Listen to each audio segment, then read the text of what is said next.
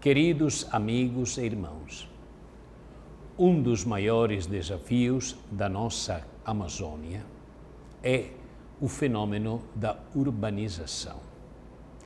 O Papa Francisco, na Evangelii Gaudium, afirma que a cidade dá origem a uma espécie de ambivalência permanente, porque, ao mesmo tempo que oferece aos seus habitantes infinitas possibilidades, interpõe também numerosas dificuldades ao pleno desenvolvimento da vida de muitos.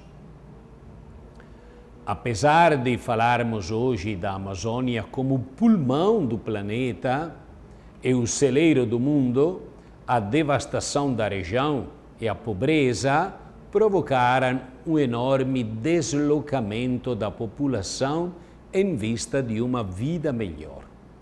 O resultado deste êxodo em busca da terra prometida é o crescimento do fenômeno da urbanização na região, que faz da cidade uma realidade ambivalente. A Bíblia nos mostra esta ambiguidade quando apresenta Caim como fundador de cidades depois do pecado, mas inclusive quando apresenta a humanidade encaminhada rumo ao cumprimento da promessa da Jerusalém celestial, morada de Deus com os homens. De acordo com as estatísticas, a população urbana da Amazônia aumentou de modo exponencial. Atualmente, de 70% a 80% da população reside nas cidades. Muitas delas não dispõem de infraestruturas nem de recursos públicos indispensáveis para enfrentar as necessidades da vida urbana. Enquanto aumenta o número de cidades, diminui o número de habitantes nos povoados rurais. No entanto, a questão da urbanização não inclui apenas o deslocamento espacial e o crescimento das cidades, mas também a transmissão de um estilo de vida configurado pela metrópole. Este modelo se estende ao mundo rural, modificando hábitos, costumes e formas tradicionais de viver. A cultura, a religião, a família, a educação das crianças e dos jovens, o emprego e outros aspectos da vida mudam rapidamente para responder às novas atrações da cidade. O projeto de introduzir a Amazônia no mercado globalizado produziu mais exclusão, assim como uma urbanização da pobreza.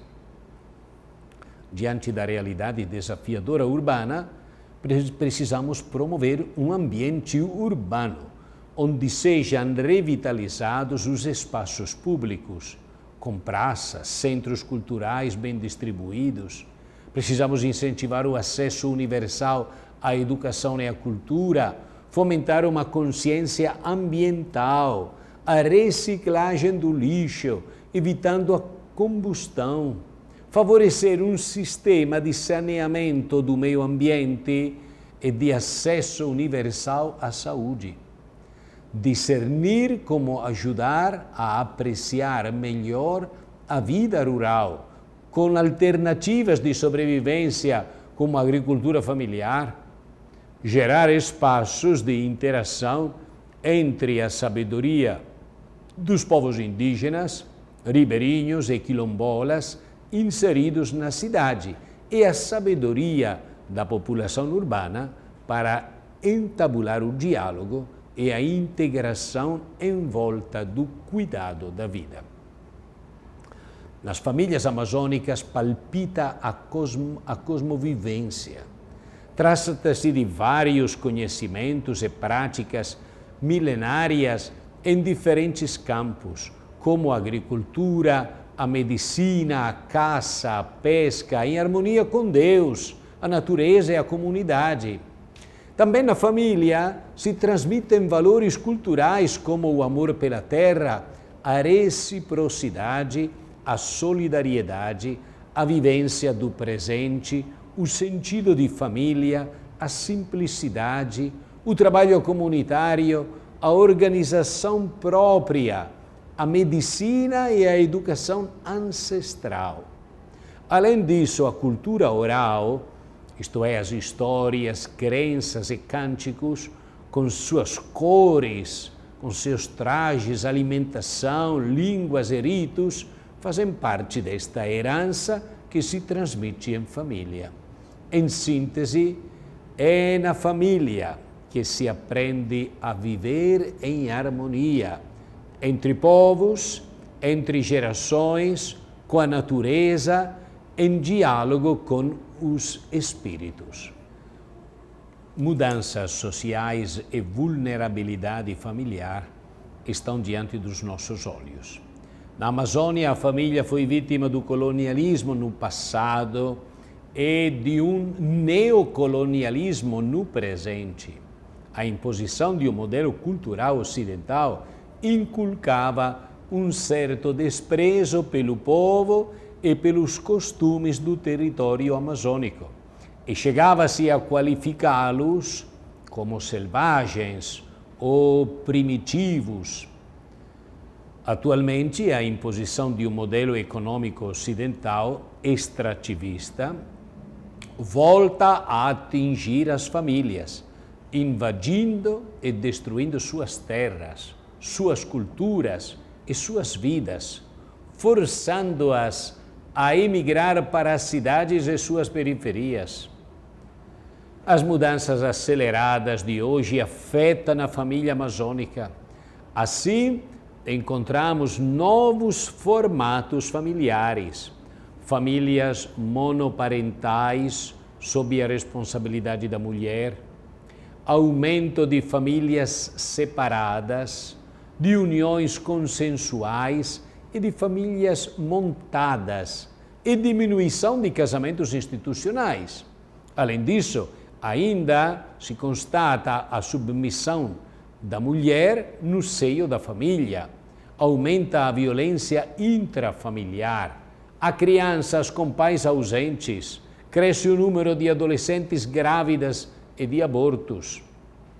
Na cidade, a família é um lugar de síntese entre as culturas tradicional e moderna. No entanto, muitas vezes as famílias sofrem a pobreza, a precariedade da habitação, a falta de trabalho, o aumento do consumo de drogas e álcool, a discriminação e suicídio juvenil. Além disso, na vida familiar falta o diálogo entre as gerações. Perdem-se as tradições e a linguagem. As famílias também se deparam com novas problemáticas de saúde, que exigem uma educação adequada sobre a maternidade. Constata-se ainda a falta de atenção na mulher durante a gravidez e nos períodos pré-parto e pós-parto. E aqui, o que fazer? A multiculturalidade da Panamazônia é muito rica e, portanto, a maior contribuição consiste em continuar a lutar para preservar sua beleza através do fortalecimento da estrutura comunitária familiar dos povos. É por isso que a Igreja deve valorizar e respeitar as identidades culturais. De modo particular, é necessário respeitar o modo próprio de organização comunitária, dado que muitas políticas públicas influenciam a identidade familiar e coletiva. É preciso iniciar e acompanhar processos que comecem a partir da família, do clã, da tribo, da comunidade, para promover o bem comum, ajudando a superar as estruturas que alienam. Nós devemos organizar-nos a partir da nossa casa. Também temos que ouvir o cântico que se aprende em família, como modo de expressar a profecia no mundo amazônico. Promover a função da mulher, reconhecendo seu papel fundamental na formação e continuidade das culturas, na espiritualidade, nas comunidades e famílias. É necessário assumir o papel da liderança feminina no seio da igreja. Precisamos articular uma pastoral familiar que acompanhe, integre e não exclua a família ferida. Uma pastoral sacramental que fortaleça e console todos, sem excluir ninguém. Uma formação permanente de agentes pastorais que tenha em consideração os recentes sínodos e a realidade familiar da Amazônia. Uma pastoral familiar onde a família é sujeito e protagonista. Há um grande trabalho a ser feito. Nós, bispos, estamos reunidos no sínodo refletindo sobre todas estas questões. Nós não iremos encontrar a solução, mas, é claro, traçar linhas que possam iluminar a nossa ação pastoral. Continuem rezando, pelo bom êxito do sínodo. Peçamos a intercessão de Nossa Senhora de Nazaré, nesta quinzena nazarena, depois da grande festa de ontem, que ela continue acompanhando, protegendo e animando e encorajando o povo da Amazônia. Deus abençoe a todos em nome do Pai, e do Filho e do Espírito Santo. Amém.